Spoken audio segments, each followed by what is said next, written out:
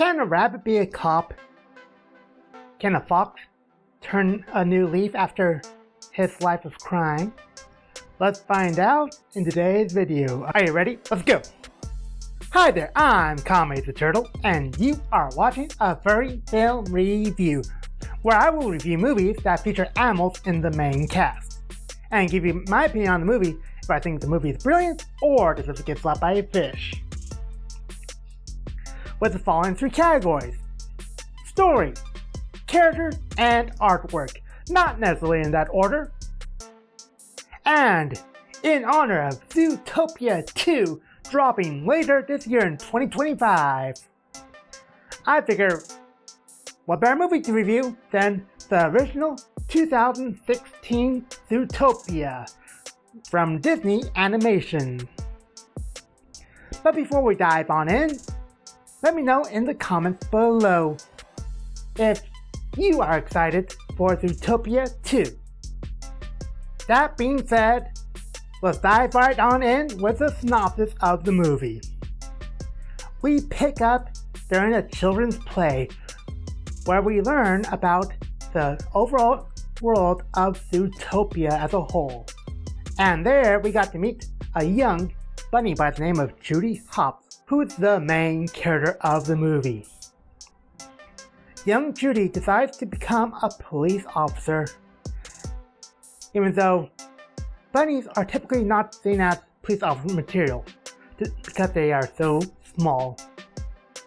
After some intense training, she passes her police academy training and gets assigned to the main city, Zootopia, to be part of the ZPD. On the first day of her job, she learns about a string of incidents where predatory animals have been going feral and attacking people before going missing. Judy's excited to get started on this case, but she gets assigned to be a meter maid instead. Not the most glorious job out there. Still important, but not the most glorious, honestly. While she's doing that, she gets hustled by a red fox con artist by the name of Nick Wilde, as well as stopping a thief stealing some very specific plant products from a florist. Judy goes in chase of the thief, disobeying orders from the police chief to stay put and with backup, and manages to catch the thief. While in the process of catching said thief, she manages to save a very important character for later in the movie. The police chief reams Judy out for disobeying orders and threatens to fire her when a otter comes in looking for her missing husband, who's one of the known predators who've gone feral and missing. Judy volunteers to take on that aspect of the case by herself, but she does not have the official police resources behind her because she's still so new to the system. So she has to get creative. She recruits the help of the very same con artist that hustled her earlier, Nick Wilde being a reluctant assistant. They managed to track down the otter character was last seen in a limo owned by one of the biggest crime bosses in the city by the name of Mr. Big. But Nick Wilde unfortunately hustled Mr. Big before, so he kind of went dead on sight. After running with Mr. Big, who's threatening to kill both Judy and Nick, his daughter comes in because it's her wedding day, and it's revealed that she was the very same character that Judy saved earlier in the movie. So Mr. Big decides to pay the favor forward and helps him out, just as how Judy helped his daughter out. To find their next important clue, the limo driver of the time, who had unfortunately gone wild. Nick Wilde had a change of heart and helps Judy sincerely going forward.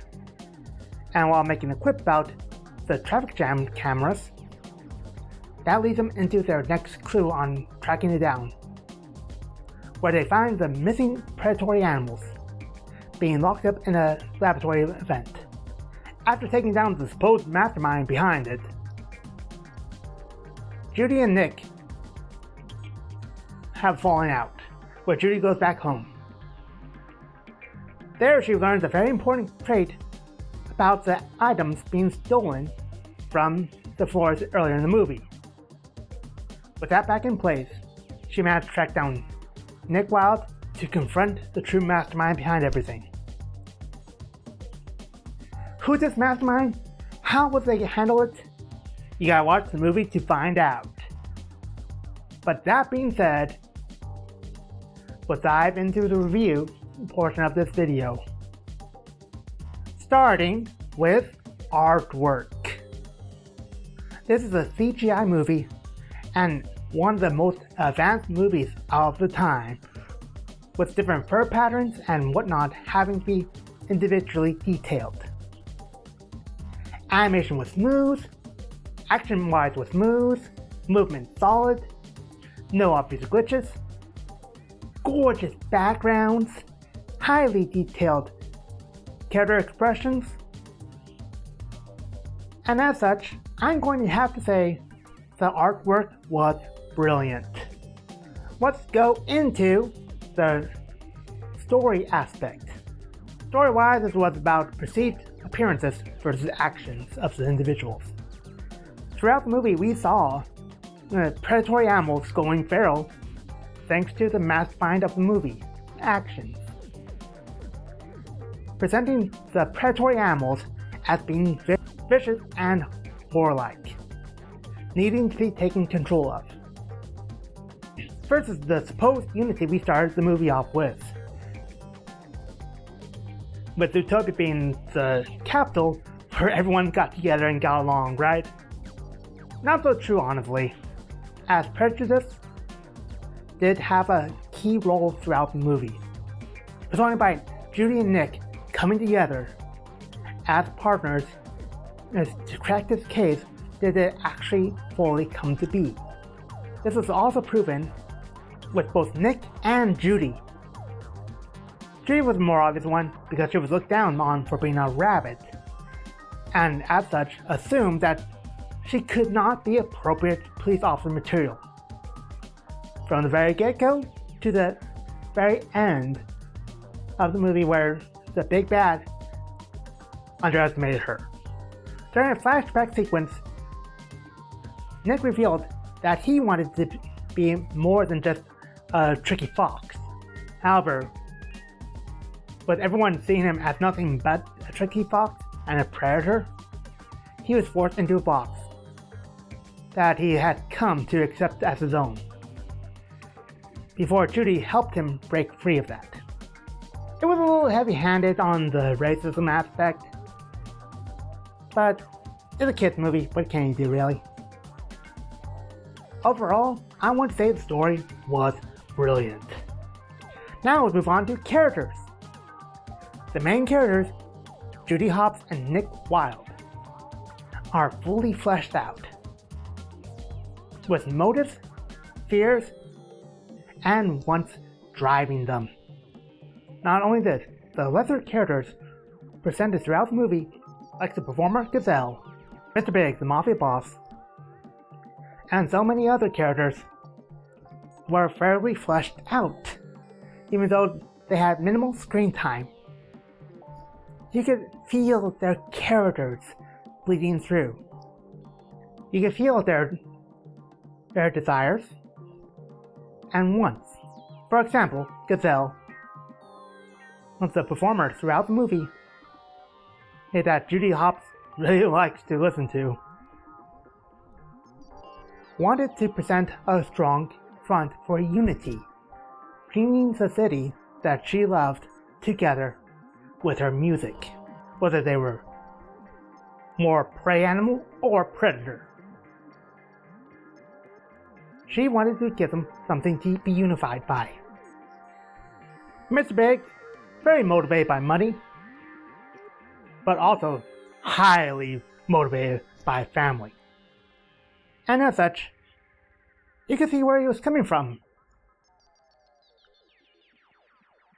both as the mob boss persona and the doting father.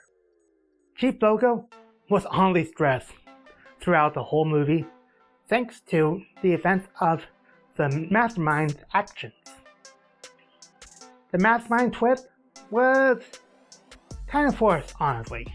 I did like all the characters presented and their motivations. and as such, I would say Careless was brilliant. Now for overall opinion. If Zootopia from 2016 was brilliant or deserves to get slapped by a fish, I want to say that the movie is brilliant. If you agree or disagree with me on this matter, let me know in the comments below. I'd love to hear your opinions on it. And if you have another movie you'd like to see me do a review on, let me know in the comments. I would honestly love to get your opinions on these things. And if you want to see my last film review I did with The Bad Guys 2, you can see that linked in the cards above and description below.